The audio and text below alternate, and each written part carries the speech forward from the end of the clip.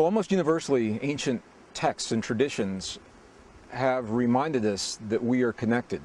They've said that we are one, that we are part of our world, that we're part of one another, that we're part of the earth and the changes in the earth. In the last years of the 20th and now the first years of the early 21st century, science is now giving us that reason for our logical mind to make the connection, to see how we're related and how we influence the world, and how by honoring that connection through our hearts, we literally have the power to influence the very fields of this planet to sustain life in the world, sustain the health and the healing and the well-being of our bodies. And it's all about the magnetic fields of the earth.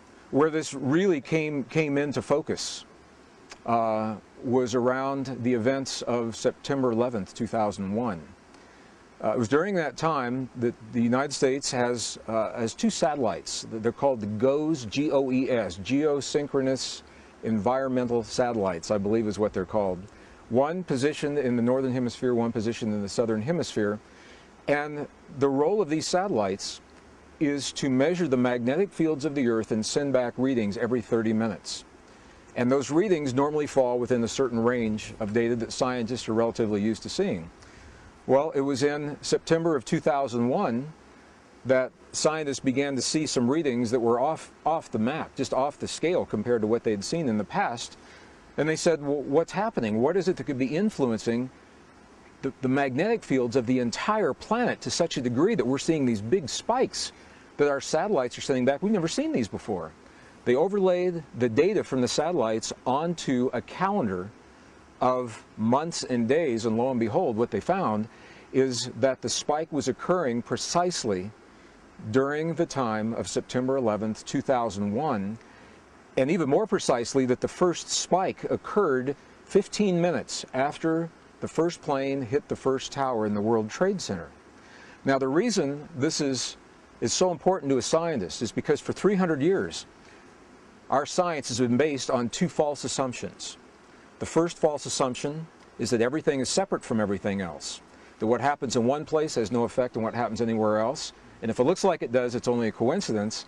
The second false assumption is that our inner experiences of thought, feeling, emotion, and belief have no effect on the world beyond our bodies.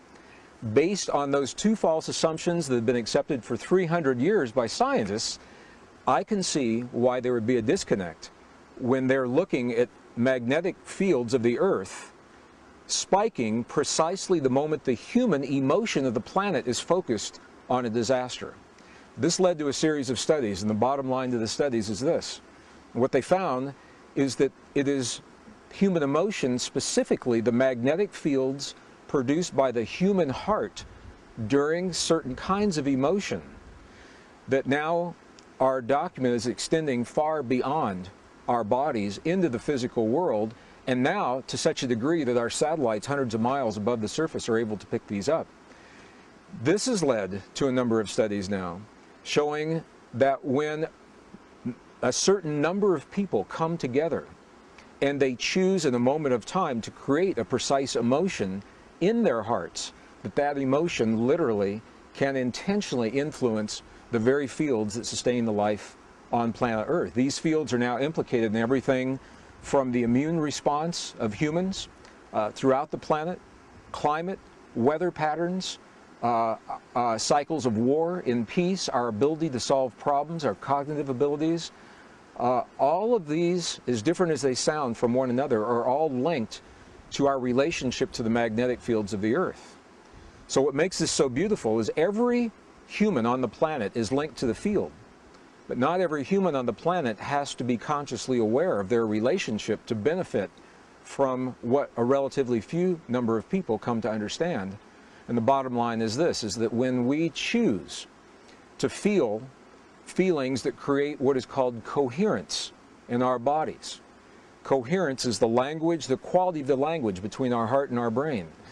Certain kinds of heart-based experiences, such as appreciation, gratitude, forgiveness, care, compassion, those are the ancient understandings that have always been taught in the truest traditions of our past, and now our own science is finding that those same traditions are now documenting this very real effect in our hearts. When we can feel those feelings in our bodies, they are mirrored in the field, and everyone benefits from the experience of relatively few. The human heart is now documented as the strongest generator of both electrical and magnetic fields in the body. Now, this is important because we've always been taught that the brain is where the action is. The brain has an electrical field, it does have a magnetic field, but they're relatively weak compared to the heart. The heart is about 100 times stronger electrically and up to 5,000 times stronger, 5,000 times stronger magnetically than the brain. And the reason this is important is because the physical world as we know it is made of those two fields of energy, electrical and magnetic fields of energy, electromagnetic fields.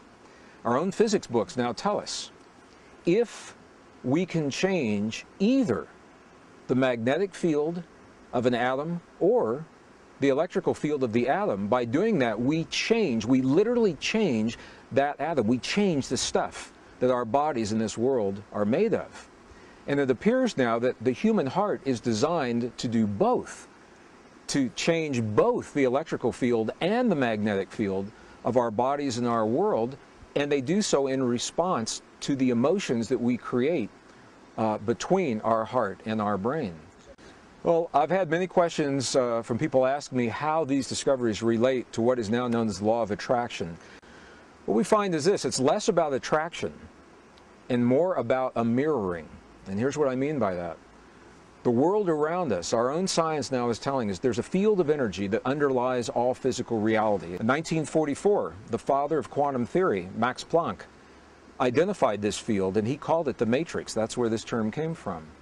And what we're now beginning to understand is that when we create the feelings of what we choose to experience in our lives, everything from conscious choices of the perfect relationship or abundance in our lives, or the healing in our bodies, or the healing in the bodies of our loved ones, that those feelings are creating the patterns of magnetic and electrical field in our hearts that are literally rearranging the stuff of this quantum soup, this quantum essence, allowing the pattern of what we have claimed in our hearts to become manifest in the world around us. So it's less about attracting from a scientific perspective and more about consciously creating the template within us, knowing that the stuff of the universe will congeal around that template in the world around us to simply reflect what we've claimed.